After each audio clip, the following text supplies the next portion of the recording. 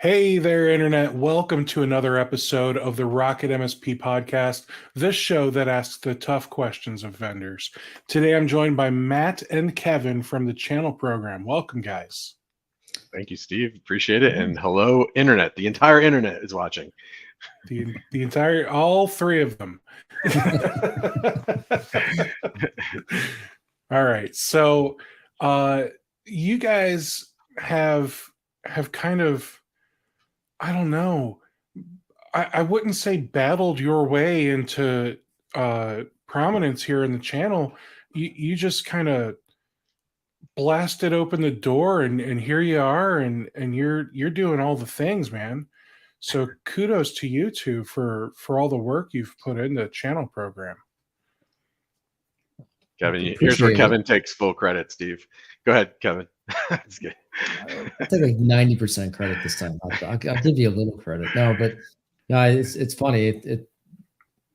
At surface level, it might look like we blasted our way, but I think every day we feel like it's a battle, you know. Yeah, I guess it's the nature of startup and entrepreneurship is that you're always battling something. But sure, yeah.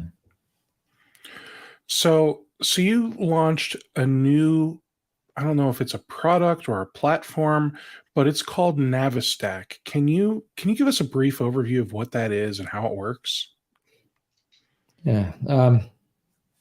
Yeah, man, I'll take this one, and then sure. then you can talk. No, I'll do the show and tell when we share screen. There you go. Well, I think it's kind of important to give some of the origin story behind it real quick. You know, I've been fortunate to build and scale IT services company, large bar in the DC area, and recently exited that business. And I've also had the fortune of scaling arguably one of the fastest growing cybersecurity companies in the channel. And so we've kind of seen this marketplace from both sides of the table, right? As a IT services company, reselling technologies to public sector, customers, and having 70, 80 different vendors that we were working with. And then on the other side of the table, had the, benefit of scaling, software company. And so the thought process behind this platform, this NaviStack platform, is like, how do we take the friction out of this marketplace? And that was like one of our early, thesis, is that there's so much friction in the channel. From an MSP standpoint, they're overwhelmed by the number of new technologies that are out there.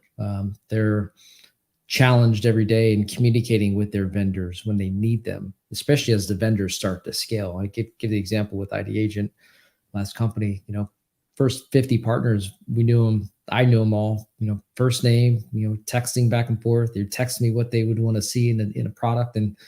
But as you get to 100, 200, 500, 2,000 partners, it just become wildly, unmanageable. So there's friction all around this marketplace. And so we built NaviStack, initially for the MSP to give them kind of a centralized view of their technologies that they work with, and kind of an organized, visual. And it allows them to add different product categories to their stack. And as we progress, they'll start to see how they, compare against their peers, their stack, the popularity of the tools that they're using. We have some of that now with the product reviews and the ratings. But at the end of the day, we wanted to start by creating a tool that allows the MSP to visualize their partners and just better organize them. Organize all their marketing materials in one centralized spot and just make it just that much of a better experience in managing their vendors moving forward. That's really cool. So how would you say that NaviStack differentiates itself from other vendor management tools in the market? So, I mean, I think I know what you'll say here, Kevin, but you can fill in any gaps. But traditionally, Steve, it's a one-to-one relationship, right? So an MSP signs up with vendor X. They're then saying to that MSP, hey, come log into my partner portal, get my materials. But you know as well as anybody, an MSP works with 30 different vendors. and it's a terrible experience to have to log into 30 different partner portals. It's Really impossible. is. I mean, it just doesn't happen. That's the bottom line. If you look at any industry report, it's a 10% utilization rate. I mean, that's pretty outrageous when you think from, well, both sides. One, the MSPs then are not being served properly. And then two, on the vendor side, that's terrible. I mean, that means 90% of your partners aren't actually engaging in all of these efforts and materials you're putting out there. And so that's the bottom line. That the single most important differentiator is that this is built as a one-to-many. So as you come in and your vendors are participating, well, now I can get my SaaS alerts stuff in one place. I can get my solutions granted. I can get my Blumera, whatever different technologies you're using, just making it easier. Then also, as Kevin mentioned, like communicating with your vendors. There isn't really a single place an MSP can chat with their entire vendor community. And that's what we're building here. That's really cool. Now, what it sounds like you're trying to do is almost make it so that Channel Program is the partner portal for not necessarily the product dashboard. You're not going to get rid of the ability to log into Meraki and manage switches and things like that. But it sounds like what you're trying to do is build like a centralized partner dashboard where we can download and access all of our sales and marketing materials and connect with our sales rep and possibly even tech support, all from a central hub that now we've got access to all of our vendors at once. Yeah, you're spot on. I mean, the phrase we've been using is we want this to become the home page for an MSP. And I know we'll kind of get into like the future iterations of what NaviStack is going to become. But yeah, that's really exactly it. Like we want to be the home page. We want to be there's really no vendor management tool out there for an MSP to manage their vendors. It's such a big pain point. I heard it all the time being on the road. It's just, and I get it. When I was in between roles, I started doing my own thing, and I even found just like the secondary vendors like Zoom and all that, and like staying on top of the StreamYard updates, like that became unmanageable for me. I was like, I told Kevin, I was like, I already work with like 10 different vendors, and I'm not like deeply engrossed in like Zoom, but you have to stay on top of what's happening in your stack, and that was my stack. So it really like hit home for me of like, oh my God, this is an MSP is having to do this times 5 potentially. It's just, yeah, there was just no easy answer until we developed what we came up with. And it's crazy because MSPs are always bragging about offering vendor management on their websites, and we can't even do it for ourselves. How are we expected to do it for our clients? That's funny because it's always shoemaker shoes, right? It's always running around and most MSPs are customer first, right? It's service first, but because of that, especially as emerging MSPs are starting to scale, they don't have the systems or infrastructure or centralized dashboarding, that kind of stuff, to make their business more efficient. And it's because typically they're just running around and putting out fires and trying to scale. And so, yeah, that was one of the ideas, is that could we create this centralized hub and start taking some of that friction out of there. Again, going back to the ID agent days, we had I think at that point we had several hundred MSP partners, and we started to build our own version of this within our tool, right? Some vendors will go down that path and try to build enablement, within their tools, but that was a costly long-term endeavor, right? And I think we did it reasonably well, but there's definitely a lot of lessons learned.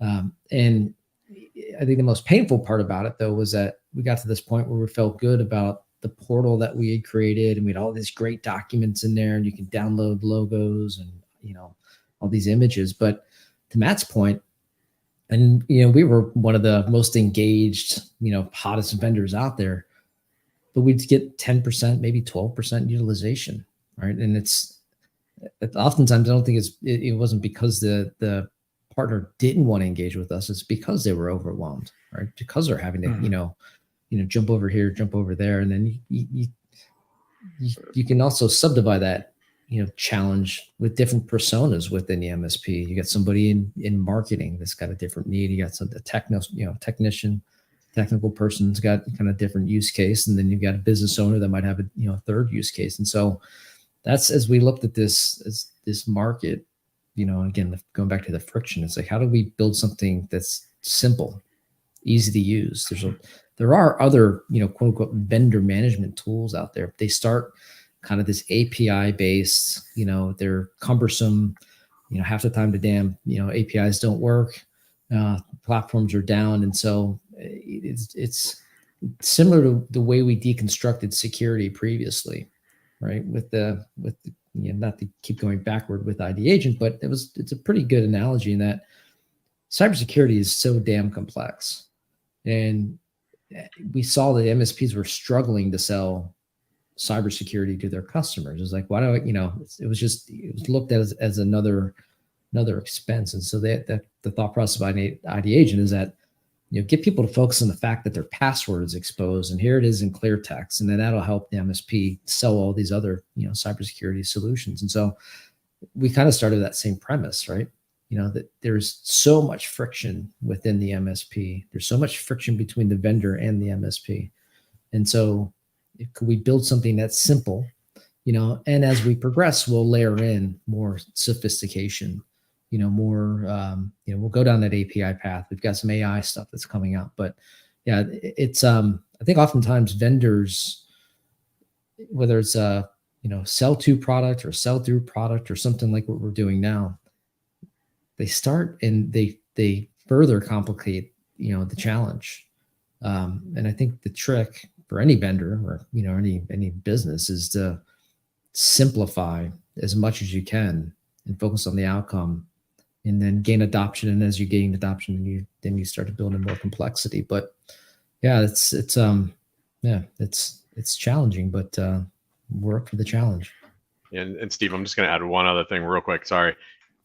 And because the other key piece to this is built in a community that's built around resources for MSPs. So it's like, not only you're getting this, you've gone in, maybe you got your materials from SaaS Alerts or whatever, but then, okay, well, I've been really looking to try to figure out who my next backup company is. Then you can immediately transition to starting to look at, peer reviews of your of backup and disaster recovery. Or, oh, okay, now that I'm already in here, let me check out what's going on in the industry this week on the industry calendar. So it's the whole platform is built around the user experience for an MSP versus just logging into some random partner portal.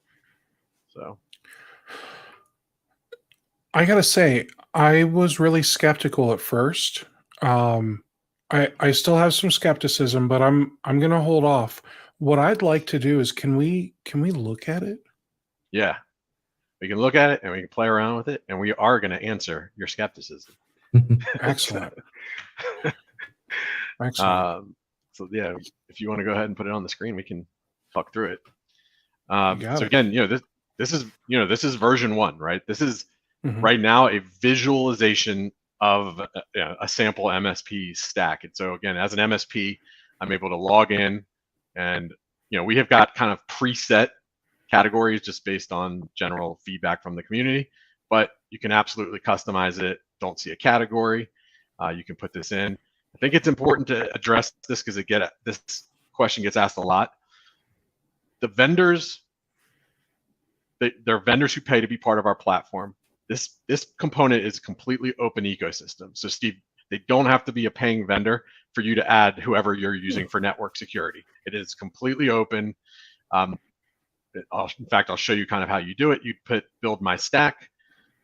So I'll use SaaS Alerts just as an example. So if I type in SaaS Alerts, so I would say I'm a current partner, or I'd like more information. If I'm a current partner, the journey takes them into, it actually requests not only that would you get added, would I add SaaS Alerts to my view of my stack, it would also give me access to their partner portal as well. So it's kind of killing two birds with one stone there. If this vendor did not exist, so I just make up a vendor, which we don't know every vendor in the space. it's a kind of all snap, don't see your vendor or product. We're adding dozens of new products every month. I can tell you, we got 3 new requests this morning, and we're adding them within 24 hours. So everybody can go back and re-add these. So it is completely open ecosystem in terms of what you want on your stack. Because stacks go well beyond just kind of the traditional MSP offerings. They get into the QuickBooks and things like that. So it is completely open, customizable. And one of the requests we got is that, I'll maybe use IT Glue as an example because they have a lot of different categories of product. How you perceive as an MSP, how you use IT Glue might be different than the categories they selected for themselves to be categorized. So Steve, it's open. Like you wouldn't use, I don't think you'd use IT Glue for backup and disaster recovery, but if you had a component of IT Glue that did fit that for you, you could also add them. So it's not stuck to whatever that vendor chose as their product category. It's really for you to customize. So I can add more than one vendor to each of these little categories too. Yeah, correct. So you're kind of seeing, vendor vulnerability assessment. And I was worried about that because, there are many MSPs that they might use multiple vendors for a multitude of reasons. Yeah. So that's great that you've got the ability to add multiple. Now, one thing I like, before we even dig into what's deeper, is this is giving us a nice visual of like, here are all the categories that exist and all the things that as an MSP, as I continue to mature operationally, my goal should be to like fill all of these little boxes up, right? Yeah. So I like that you're telling me I need dark web and identity monitoring. Gosh, I need my glasses. Yeah, no, you got it right. Or I need cloud security or zero trust security. And, if you hit the plus on one of those, does it give you options like here are the ones that we know do this today? So cybersecurity, and then you would be typing that in. We will have some Kevin, maybe in the future we'll have some suggested vendors there, but yeah, for now this would be you would be typing it in, but you can search zero trust security up here in the search toolbar, and you're gonna get a myriad of vendors that show Perfect. up. Yeah. Yeah. Because that's what I see as, as we continue through our journey of operational maturity, I would love to see, okay, this quarter, I'm going to focus on zero trust security. Who are the vendors I should be looking at? Obviously, you guys do a great job of having your battle royales and all these other events that you guys do to show off vendors. And I feel like I fill in a gap where you don't, where I have them come on and do demos. So who knows, maybe there's a way for us to work together in the future. But what I would say is it would be cool if we hit the plus and there was like a pick one of these vendors because I don't have one today. Yeah. And look, Steve, us going through that right there, this is how the product becomes better. That's awesome. Right? That's awesome. Right. So, and I'll just give you just to show you like an example for today. This would, if you were looking at security awareness training, you can type in security awareness, and then, it's going to, pending my internet working here, it'll, bring up a series of security awareness training companies that you can start taking a look at. You can also visualize it through our stack charts, which are based on peer validation and product reviews. So this chart, because I know this is a question that gets asked a lot, like, can KnowBe4 buy their way to the top? The answer is absolutely not. This is based purely on MSP's feedback in the community. And then you can kind of go down and really, dive into, maybe you actually want to read a little bit more about uSecure as you learn product. And so, you can, instead of just visualizing who's the top of the charts, you can start really getting into, what MSPs really like the most about the different products. This is fantastic. So this is all pure validation here. So one of the things that I know a lot of MSPs have said to me is that they feel like you guys are just trying to use all of these different tools, whether it's the reviews or NaviStack now or whatever, to just get more information. You guys are just looking to Mhm. hoover up as much as you can about us MSPs, so that way you've got more data that you can sell to the vendors. What do you say to Well, that? I'm glad you actually asked that, because we don't sell data to the vendors. And that's very controversial, because you think about the experience of going to a trade show, right? Mhm. I'm sure you've experienced this, hundreds of times. You go to a trade show and, you come back to the office on that Monday or Tuesday and, oh, wow, every vendor's got that, attendee list and they're blowing you up, right? And Mhm. so, again, kind of thinking about, where we've come from, being on both sides of the market. Last company was obviously cybersecurity. A lot of it was focused on privacy. So we started with, let's put the control back into the channel's hands. So when we launched, 20 months ago now, we launched with this program we call Pitch, call it Engage Today.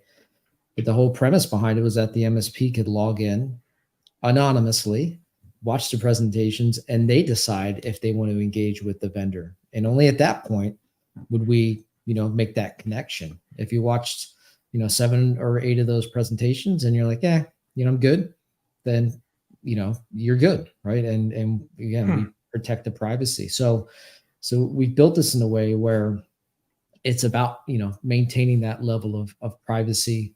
But then for us, what we can do is take the data that we are aggregating and turn it around and use it to provide suggestions, provide insight, provide analysis for you to, again, compare yourself to others. Everything's anonymized.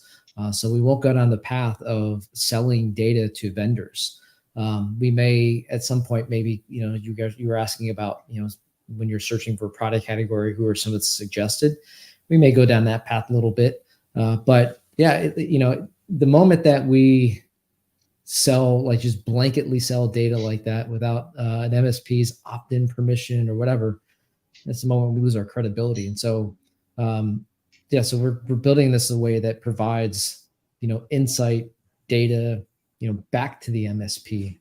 And the way we monetize the platform is that the vendors pay to turn on their PRM and engage with the MSPs that are asking to be added to their channel program or asking for more information, kind of that opt-in model. So yeah, everything that we've done to this point has been, with privacy first, in making sure that, we maintain that level of privacy and, that credibility. Otherwise, in a moment when we lose our credibility, then, how this industry works, you're done. I do. And so, yeah. So we've got a pretty high, standard to uphold when it comes to data integrity and how we're protecting, we call them our partners on the platform. Very good. Yeah. Now you have data security and privacy at the forefront of what you're doing with not just NaviStack, but the whole channel program ecosystem. Mhm. So, what measures have you put in place to ensure the data security and privacy for all your users?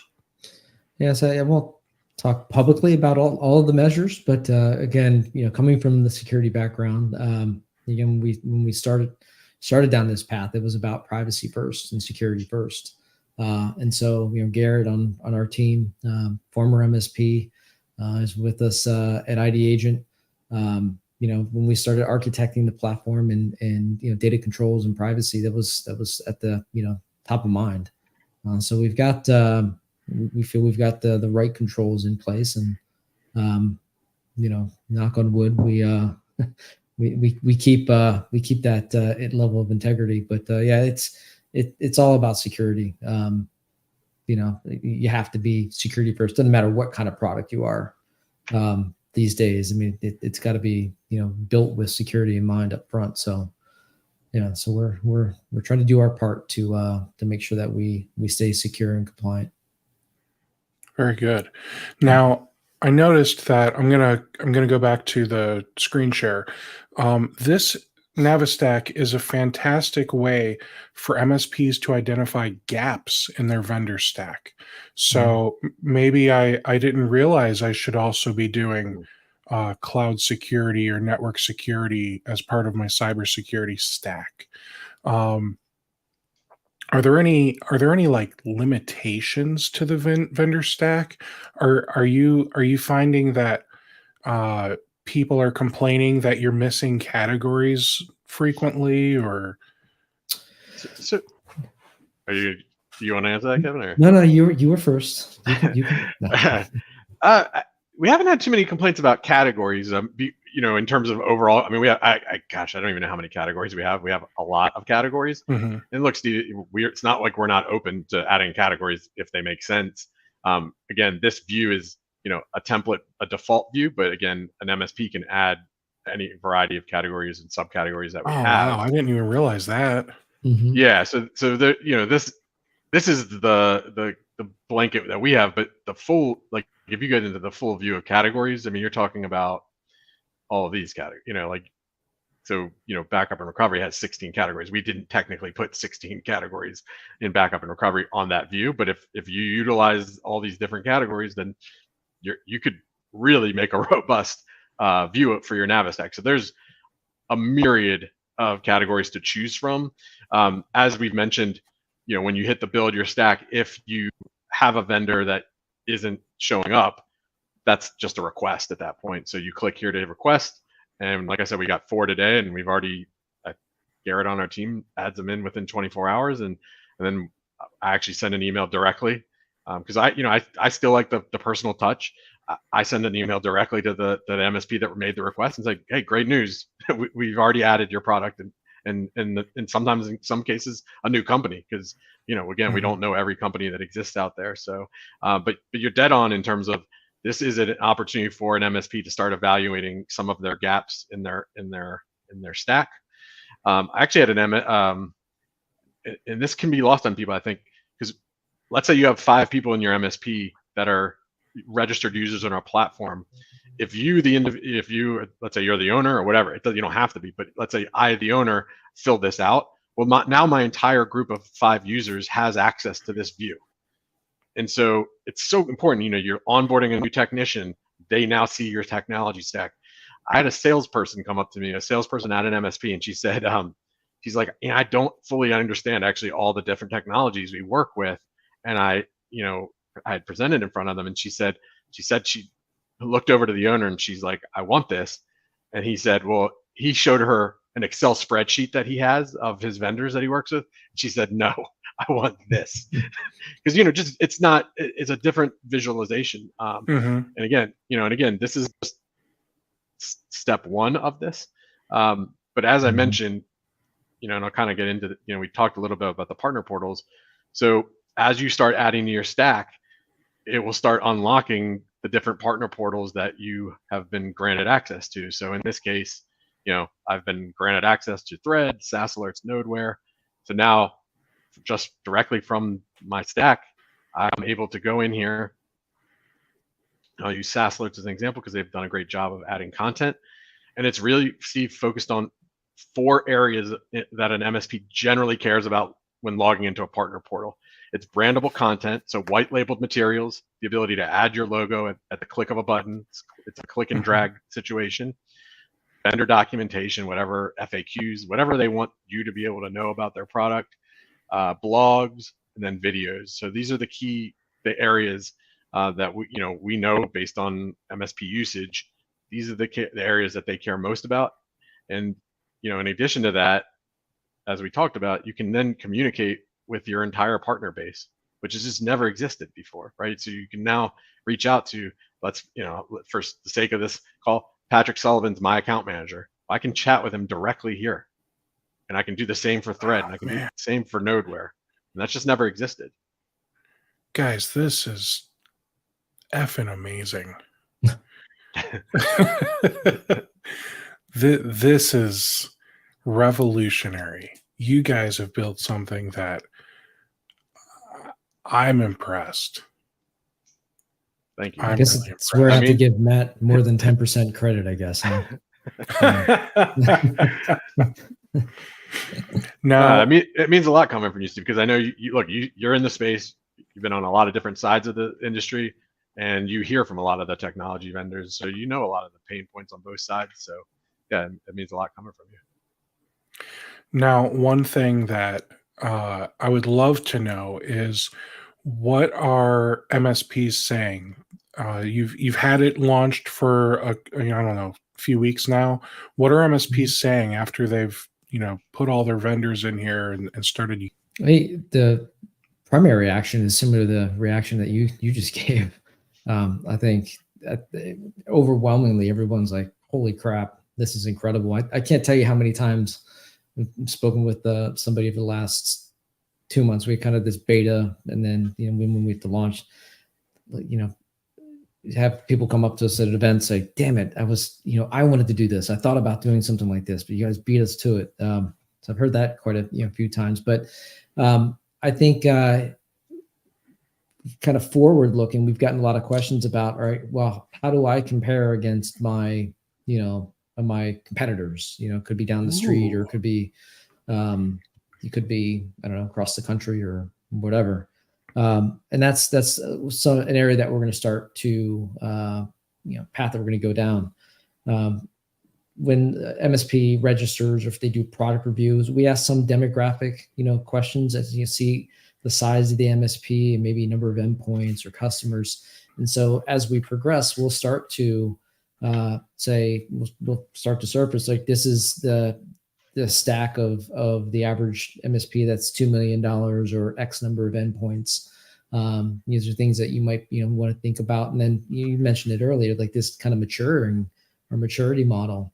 I think we'll start to lean into that, because we have got some of the large kind of monolith MSPs that are in the platform using this, and then we've got tons of the upstarts, the ones that are going from break fix to MSP. And so, as you know, right, their stacks are going to be dramatically different. And so, as we get to like this, critical mass as far as number of partners using the platform and products added, then we can start to surface that kind of data in the platform. And I think it's a not too distant future, because the uptake has just been off the charts. But I think that's a lot of what they're looking for. Yeah. And that was going to be my next question is, like how some people just know that steak pairs nicely with a Cabernet Sauvignon. I would like to think that you guys are going to be able to use the data for good, not evil. Maybe you'll see that people often pair Fin security with SaaS alerts for whatever. And I'm just picking two random vendors. I'm not putting any thought into it, right? But you're going to start to see trends through all of the vendors that people are working with, and you'll be able to start correlating. All right, well, for whatever reason, people really like using these two cybersecurity platforms together. And then you'll be able to take that and present it to MSPs and say, hey, look, here's the stack that we see most MSPs your size, and maybe here's the next size up. And you start to really analyze all this data, and you could easily get lost in the numbers, but there's going to be some really fantastic ways you can present what you've learned with this platform. Yeah, without giving away too much, we'll start next week dripping some really interesting insights that we've already gleaned. These are actually from the product reviews. And so if we start to analyze all of the product reviews and the thousands of suggestions, like, so one of the great questions on the product reviews is, what would you like to see, added to, what's missing basically in this product, what should be on the roadmap? And the responses are incredible. I mean, so they're incredible for that specific vendor that's getting those reviews. But then when you extrapolate that across a product category, and say that product category has 400 reviews, and 400 suggestions, and we start to look at, what's being suggested, what's most important, it becomes really powerful data. It's really fascinating, and I've mentioned like one of the areas that, one of the most common requests across all the products is integrations, right? I mean, I think integrations is out in front by, by a country mile. It's out there way out in front. And so there's some really cool things that we can do leaning into integrations, integration maps, and then, taking some of those product suggestions and giving them back to the vendors and say, hey, this is what your customers are asking for. And that's another major pain point for every vendor, especially, again, we lived it. We'd get all kinds of, great feedback while we're at events, but we didn't have a way to capture it and prioritize it. And so we have something that's coming out for the vendors to be able to capture that and then prioritize it, and then send it over to development teams, and close the loop. And so it's almost like we're creating kind of a real-time product advisory council for these vendors, based on their customers' feedback. So there's really cool things that we can do with the data and the platform that adds value back to the vendors, but more importantly, adds value to the MSPs. Because to your point, right, it's like, when you get into kind of the world of AI and predictability, what pairs well with what, and we start to go down the path of pricing and stuff like that. I mean, I think the insights that we'll be able to provide back to the MSP to help them make better decisions will be just super powerful. That's really awesome. Yeah. I want to play with it. I don't even need to. I have no need to with what I do with Rocket MSP. I don't even have a stack, but it just makes me want to play with it. It's pretty. You do. You use StreamYard. That's part of your stack. Yeah, I got StreamYard and HubSpot. That's my stack. Yeah. But Matt brings up a good point. That was one of the fascinating things as we launched. We've got some really, some are borderline obscure. We got some really interesting requests, to be added or it's requests and just people, how people perceive what their stack was. And, Matt mentioned like QuickBooks, paychecks and payroll processing, these other third-party tools like Zoom and StreamYard and stuff like that. Like, some, it's not even shadow IT, but it's like a lot of these tools that you don't necessarily think is like a key part of your stack. The MSPs are adding in to see, more holistically, like all of the tools that they're dealing with, maybe not just the service delivery tools, but, the other 30 or 40 different tools that you might use within an MSP. And so we gotten some really interesting product addition requests. And as Matt mentioned, Garrett and team try to jump on those pretty quick, and we'll reach out to the vendor and say, hey, there are products that you want us to add. And that's, again, that's part about just providing, value and not leading people down a certain path, but, surfacing the data that they need to see to make decisions. Right. So it's been the part's been very cool. Yeah, I mean, like I'm just looking at today, like the 3 requests, companies, Steve, were Symbol Security, Synology, and Nakavo. So, that's the thing, is like there's just so many technologies out there that different MSPs are using, and yeah, we certainly don't know all of them, and so it's right. And of the 3, I've heard of Synology. Assuming we're talking about the NAS vendor. I think so. Yeah. Yeah. So, yeah. Well, very cool. Now, I have an assumption of what this costs for MSPs to use, but I'll let you tell everybody. What's it it's cost? free. It's free, and I know that the secondary question, which I think Kevin addressed earlier, is we have vendors who are paying to be part of the community in a variety of different ways. That's how we've made it available to MSPs for free. So that's kind of the simple answer for you. So this isn't that old adage of if you aren't paying for the product, you are the product, because you're making revenue in other ways, and this is, I don't know the right way to say it, but this is a passive way to make the revenue more attractive to vendors to spend. Mm-hmm. Yeah. Look, I mean, a couple things, in there. Like, one, I think as many vendors know, or even MSPs know, like going from freemium to premium is often kiss of death for an organization. So our thought process is that the platform should be open. It's an open ecosystem, should be free for the MSPs. And maybe at some point in Q1 or Q2, we've kind of thought there's some things that we can some things that we can throw in that might be monetizable. Maybe like courses or stuff like that. But the platform should be free and open in our opinion. And going back, on the vendor side of the house, I mean, again, this just by, surely, your background in the MSP space and running this, like, you think about these vendors and how expensive it is, how fragmented this marketplace is, how many different communities and peer groups and events. Like on our events calendar, Matt might know the number better than I do, but I know we're well over 600 events that have been added to our events calendar, like 600, right? And so it's a lot of events. It's a lot of events, right? And so MSPs don't have time for that.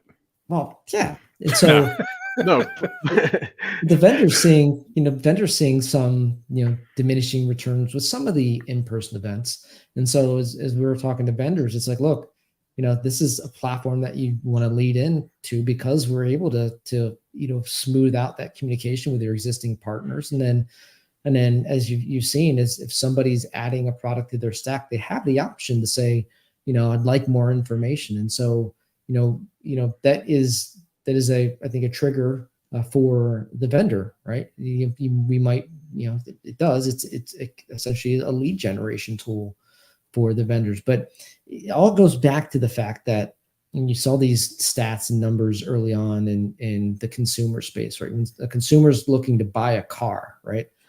They're spending hours and hours on Edmunds, cars.com, Car and Driver. They're doing their research before they walk on the dealership, walk on the lot, and that's one of the principles behind this platform. They're, MSPs are doing the research, they're adding the vendors that they're working with, but if they're looking at NAS, if they're looking at, firewalls or what have you, they can do the research and then they can request to engage with the vendor. And so I think we're helping the vendor in that journey just as much as we're helping the MSP in their journey. Wonderful. Yeah. Well, please go ahead, Matt. Well, you could just real briefly, because Kevin brought up the industry calendar and you made a comment. Steve, if you don't mind sharing my screen, I'll just show you real quick. To your point, yeah, MSPs are extremely busy, but what we've tried to do is make it as easy as possible for an MSP, if they want to attend anything, to know where all these things are happening in a single source. So this is the most consolidated industry calendar that exists in the space, because it gets down to the webinar level, the lunch and learns, the demo days.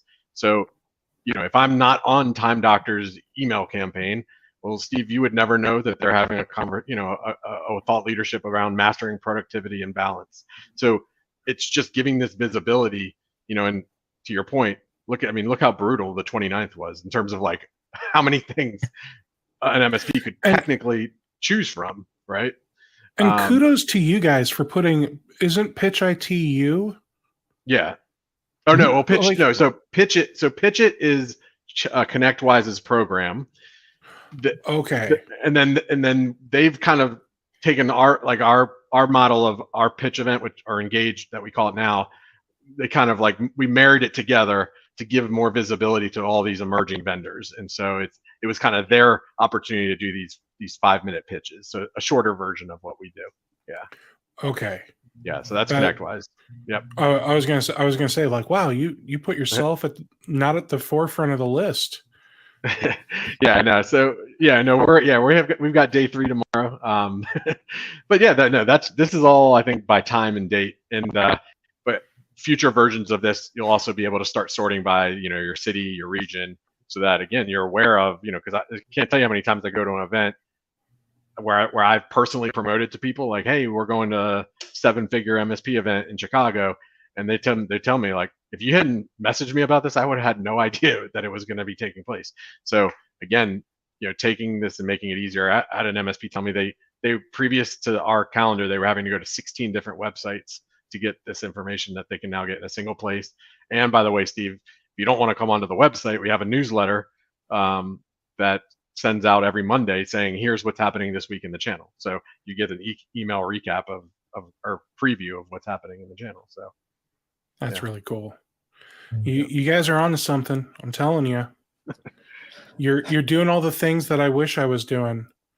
So Well, I mean, look, it means a lot coming from you, because if your prominence, your disposition in the space, but it goes back to that, we kind of kicked off. Like, it's every day is we kind of it is a battle, right? It's how fast can we develop, how much value can we add, and we kind of look at it that way. And so, we try to make everything look calm and cool on the surface, but behind the scenes, I mean, we're trying to run as fast as we can, because just how complex and diverse this whole industry is. So we're trying to fight the good fight for everybody. Well, very good. Kevin, Matt, I just want to thank both of you for coming on. This is a really cool platform. I appreciate you showing it off here at Rocket MSP. Any final words before we wrap up? I mean, I do have a final word, actually, because you've had some questions around kind of like the why put this stuff in the platform, and Kevin sort of addressed one version of the iteration of where we're headed with this. And Steve, if you don't mind just putting it up one more time. Sure. So Kevin talked about kind of that benchmarking opportunity where you'll have a stack score and you'll be able to rate it, a stack versus other stacks based on revenue and things like that. But kind of also imagine a world where you've filled out your stack, and then you start getting curated information from your stack. So maybe it's product updates. We talked about the event calendar. You saw how broad that is. What if there was a widget where it's just showing you from your stack, here are the webinars and thought leadership? Because you're the one, your stack's going to be the most important vendors to you. So you need to stay on top of those things. So this is actually what it's going to ultimately end up doing, is curating you a custom view based on your stack to help you manage it, communicate, as we talked about. So in the future, where it's headed is to that statement I made, which is becoming the homepage for an MSP. Having the contacts of all of your different vendors support, because it's another pain point I get all the time on the road, is I actually don't know who to reach out to at XYZ vendor. And now, as we continue to build this out, that'll be, for a technician, the amount of wasted time they have to go back looking at, all right, who do I reach out to? This vendor, this vendor, this vendor. Now it's going to be, in one place. So, that's the big why. I just, wanted to kind of reiterate that, because I know that's kind of the theme of what we've been talking about today. Kevin, how about you? Yeah, what Matt said. I get often criticized in the public sphere about not letting Matt, speak enough, even though he's on 2 stages, 3 stages every week. But yeah, look, this, like I said, this is this is purpose built just to help. I mean, really, that's what it comes down to. Again, it's said a couple times. I've had the fortune, the benefit of being on both sides of the stack, I guess, if you will. And so we're trying to take the knowledge that we learned on both sides and just make it easier. I mean, it's becoming more increasingly more complicated, more competitive marketplace. And if this is a tool that allows the MSP to make better decisions and grow even 1 or 2% more, then we've had a tremendous impact in the industry, and that's what we're all about. Very good. Yeah. Well, again, thank you, Matt and Kevin from Channel Program, for coming on and showing off NaviStack. If you guys have not signed up for NaviStack yet, do it. I'm endorsing it. I'm saying it's cool, and you should go sign up. It's free. Why not? So yeah, go do that. Also, next week, I will catch you guys again at 1 o'clock Wednesday live. And I'm going to be joined by Colin Knox from Gradient. We're going to get an update from him and learn about what's new over at Gradient. So thanks so much, everyone, for being here. And I will catch you all next week. Take care. Thanks, Steve. Thank you, everyone.